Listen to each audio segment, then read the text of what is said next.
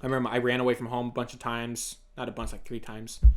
My dad was always super strict. He used to beat the crap out of me. And it's one of the things, like, back then, like, I was like, I'm running away. But now I'm like, I kind of appreciate the tough love. Dude, I did that too. I would But now sack up and I would just walk out. But do you appreciate it now at all? The tough love? Well, I remember this one time where I sacked up. I put I got a backpack and I walked out the door. I was probably like 13 or 14. I stepped out the front, like I was so angry at my dad, and I walked out the front door and I just started walking. Did he try to stop you? I had no idea where I was going to go. What he did was Did he call your bluff?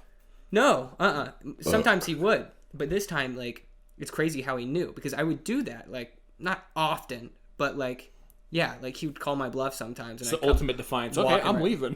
Yeah, but like this one time, I remember very clearly where I was like, I was so devastated, and I walked out that door, and I was like, I'm never going back to that place again. Mm-hmm. I'm never going back home. And I remember him getting in his car and driving down the street, and I just kept walking, hands on the backpack, and he's in his car, window rolled down, talking to me. And like trying to like as you're walking and him driving stuff. Yeah, okay. as I'm walking, which is like such like a, I don't know,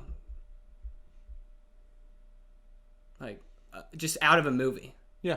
Or whereas maybe even a movie. What were you saying? Do you remember what you were saying to each other? Was it you still being like, "Screw you, Dad, I'm tired of," stuff like that, or was it just like having an understanding moment? No, it was me.